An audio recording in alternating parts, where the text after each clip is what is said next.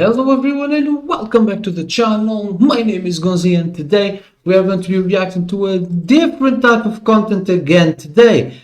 This video is from real life lore and it's called What Happened to Malaysia Airlines Flight 370, man. One of the biggest mysteries in aviation's history, man. So without further ado, let's go react to this, man. I remember still to this day when, listen, I have never ever put my foot on a plane. I know it's the safest travel method, but still, Malaysia Airlines, if I have an accident in a car, I can still survive. 2014 that was scheduled to An accident on a plane, in Malaysia man's at gone. 12:35 a.m. and arrive in Beijing, China at 6:30 a.m. But Flight 370 never arrived in Beijing, and now over 4 years later since the plane mysteriously vanished, we still don't have an answer for what happened to it or where exactly it currently is. The disappearance of the plane mid-flight and the lack of any conclusive answers has guaranteed that Flight 370 remains the greatest mystery in aviation history. This video is my attempt to give you as much information as possible and to help explain how exactly a plane can go missing in the 21st century. First, the basics. Flight 370 was one of 2 daily flights operated by Malaysia Airlines that made flights between Kuala Lumpur and Beijing. Flight 370 was scheduled to leave Kuala Lumpur on the 8th of March at 12:35 a.m. and arrive in Beijing at 6:30 a.m. for a total flight time of 5 hours and 34 minutes. It looks close, the aircraft that was being flown was a Boeing 777 passenger jet that was carrying enough fuel to remain in the air for 7 hours and 31 minutes. More than enough time to make a diversion in the event of an emergency. The plane itself was 11 years old and had no previous incidents of mechanical issues reported. The flight was operated by a crew of 12 people, all of whom were Malaysian citizens and 2 pilots. The pilot in command was 53-year-old Zahir Ahmad Shah, a longtime employee who had joined Malaysia Airlines back in 1981 and had over 18,000 hours of flight time experience. His co-pilot was 27-year-old Farik Abdul Hamid, who had been with the company for 7 years and had over 2,700 hours of flight experience as well. In addition to these 2 pilots and 10 other crew members, there was a total of 227 passengers that were on board. 153 Chinese citizens, 50 Malaysians, 7 Indonesians, 6 Australians, 5 Indians, 4 French, 3 Americans, 2 Canadians, 2 Iranians, 2 New Zealanders, 2 Ukrainians, 1 Dutch, 1 Russian, and 1 Taiwanese. Departing slightly later than scheduled, Flight 370 took off from the runway at Kuala Lumpur at 12:42 a.m. and was soon cleared by air traffic control to climb to 18,000 feet in altitude. Subsequent voice analysis has confirmed that the first officer aboard the flight verbally communicated with air traffic control before the flight took off, and that the captain was in communication with them just after taking off. The flight at first continued normally, but at 1:06 a.m. the plane sent its last automated position report and final transmission. The last verbal contact that anybody had with somebody on the flight occurred just moments later at 1:19 a.m., just 37 minutes after the plane had taken off. At that time, Kuala Lumpur radar made a call to the cockpit of the flight telling them to switch over to Vietnam's airspace saying, Malaysian 370, contact Ho Chi Minh 120.9. Good night. This was answered by the head pilot, Captain Shah, when he simply said, Good night, Malaysian 370. The plane was now flying over the Gulf of Thailand on its scheduled path, but this is when things start to get weird. Just 3 minutes after making their final verbal contact with the outside world, at 1:21 a.m., Flight 370 suddenly vanished from the radar screens at both Kuala Lumpur and Ho Chi Minh City. This means that the transponder on board the flight was no longer working at this time. There were very few clouds in the area with no storms, which means it's extremely likely that the transponder was manually turned off by somebody instead. Military radar was still capable of tracking the flight after this point though, and here is what happened next. For whatever reason, the plane began to make a turn right, but then took a sudden left turn to a southwesterly direction. Flight 370 then flew in this direction directly back over the Malay Peninsula, fluctuating a few thousand feet in altitude. At 1:52 a.m., Flight 370 was detected to cross just south of Penang Island and then took another turn to fly across the Strait of Malacca. The last location of MH370 known with certainty was about here over the Indian Ocean at 2:22 a.m., which was near the limits of the Malaysian military radar. Despite being lost to radar, the flight was still making satellite communications. Based on an analysis of this satellite data, it has been concluded that MH370 then took another bizarre turn in this general direction and area and continued to fly this way for over 5 hours. The whole time this part of the trip was happening, the aircraft satellite communication system was responding responding to hourly status requests from the satellite company Inmarsat. A phone call was made to the cockpit again at 2:39 a.m., which rang but went unanswered by anybody inside. Over 4 hours later, at 7:13 a.m., another phone call was made to the cockpit, but this time too, it just rang and went unanswered. By 7:24 a.m., while still airborne somewhere over the Indian Ocean, the flight was 1 hour late past its scheduled arrival in Beijing. The Malaysian government announced that they had lost contact with the plane and that search and rescue operations had been mobilized,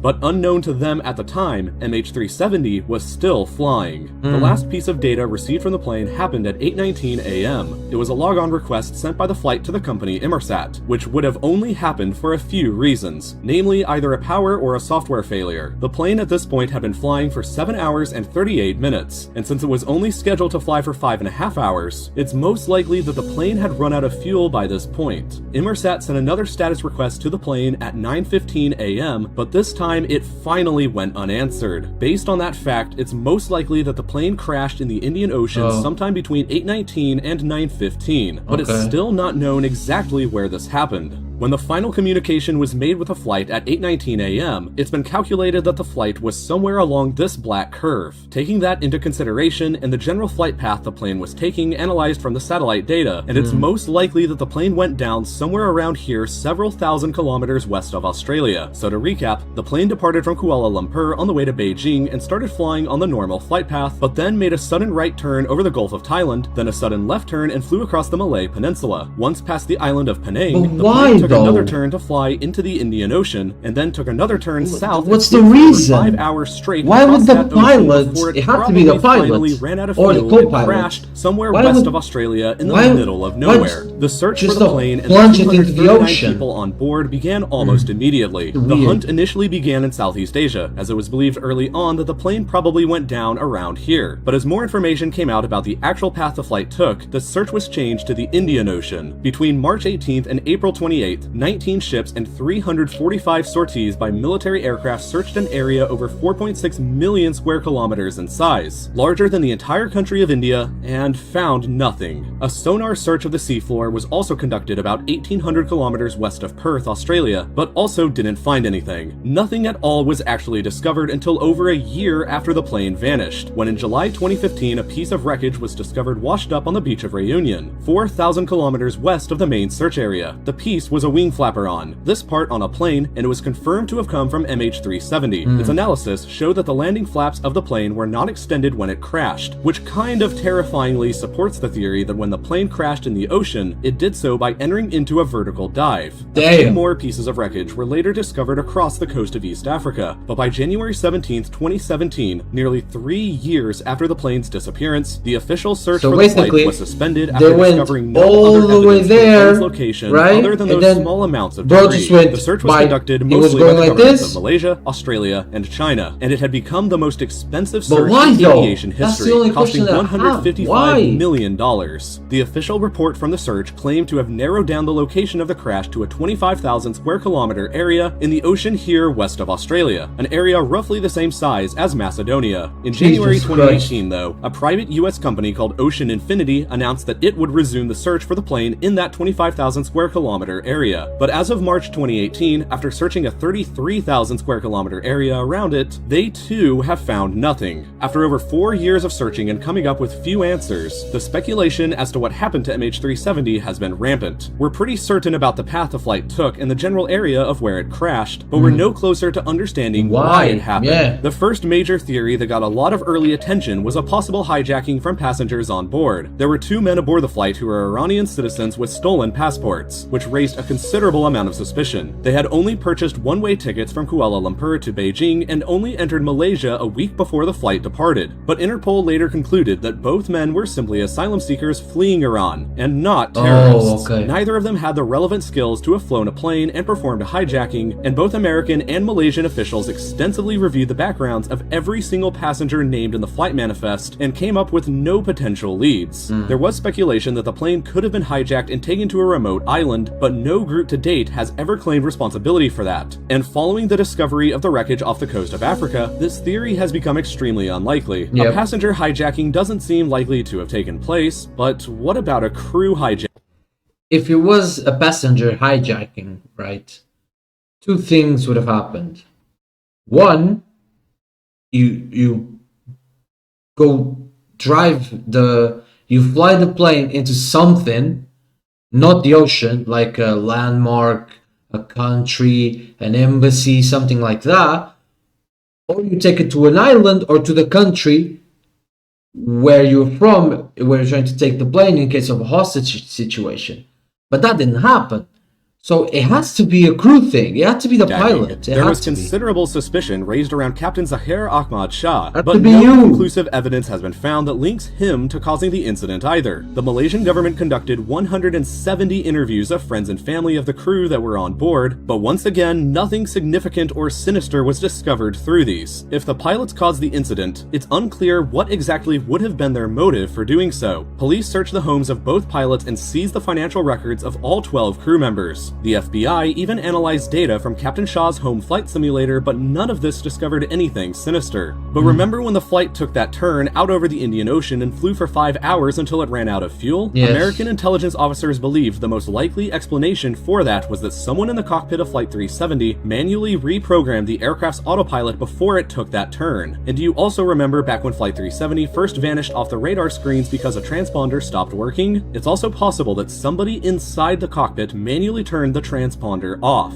Despite it seeming likely that somebody in the crew was responsible, there's still zero conclusive evidence to prove that that's what actually happened. There's a few other weird theories out there about what went on, ranging from the plane getting sucked into a black hole to getting abducted by aliens. There's also a theory that the plane was hijacked remotely by cybercriminals that gained access to the flight controls, but Boeing has denounced this idea as impossible. The final theory I haven't discussed yet is the fire/hypoxia theory. It's possible that a fire may have started somewhere on board the plane while en route to Beijing. The theory goes that the pilots decided to turn back and wanted to attempt an emergency landing at the nearest suitable airport in northern Malaysia. Based on an analysis of the timing of the satellite communications data, a power interruption mid-flight would be the most likely reason for it. It's unknown what may have caused a power interruption though, since it's been ruled out that it was an engine issue. It could have been somebody inside manually switching off the aircraft's electrical system, but who knows why that would have happened. The Australian Transport Safety Bureau concluded that an unresponsive crew resulting from a potential cabin decompression event was the most likely explanation for when the plane flew for 5 hours straight across the Indian Ocean. If this happened, then everybody on board the flight would have been unconscious for hours up to when it crashed in the ocean. This is all pretty speculative though, because A, it's unknown what might have caused the decompression event happening, B, it's unknown what might have caused the power interruption happening, and C, even if a fire did happen on board and the crew attempted an emergency landing in Malaysia, why did they continue to fly over Malaysia and then change course out over the Indian Ocean? No matter what theory you might think is most likely, every single one has some holes in it that make any of them seem doubtful. And if it's frustrating for you not knowing any answers, imagine how frustrating it must be for the families and friends of the people that were on board. MH370 remains aviation's greatest unsolved mystery, and as long as we haven't discovered the plane, we probably won't get any answers or closure. It's possible that somebody in the world knows exactly what happened to MH370, and it's also possible that literally nobody in the world knows what happened. But whichever of those three possibilities is real, they're both equally unsettling. Yeah, man, it's one of those mysteries that we will probably never know unless we find the plane, I guess. And it's like, I've seen the documentary that Netflix put out. That documentary is bizarro, by the way, because the first part, there are two parts, 2 episodes. The first episode, it's very well thought out, explains the multiple theories with the pilot, his political beliefs and everything. And then on the second episode, just goes into black holes and aliens and conspiracy shit, and it's wild. But it's a very weird thing that happened, and it sucks for the families because they don't know. Like, they've been in this for like what, almost 10 years, and if not 10 already. Me personally, I believe the plane just crashed in the ocean, I think. And to me, the reason why we haven't found it is because it's the ocean. Like, the big parts of the plane may well be miles and miles and miles deep, so you can never find them. And it's not a small area. Like, it took literally decades to find the Titanic. So the Titanic, for example, it sank on April 15th, 1912. and they only found the wreckage in 1985, 73 years after it went under. 73! And you might say, well, they only had certain types of technology. True, but it's also because the ocean is humongous, bro. Humongous. You can't find it. It's like trying to find a needle in a haystack. You can't. But yeah, guys, thank you so much for watching the video, man. It was a phenomenal video by Real Life Lore. Go subscribe to them if you don't know them. But I hope you have a phenomenal weekend. Go enjoy yourself with your loved ones. And yeah, man, I will try to enjoy mine. I will try. But yeah, guys, thanks again for another week of amazing support on the channel. I love each and every single one of you. But for now, don't forget how we end videos on the channel, bro. Come on, man. Keep God first as always. Drink water, go tell somebody who loves them. And if you don't know what to do, man, like the video, subscribe to the channel. My name is Gonzii, and see you guys on Monday. Goodbye.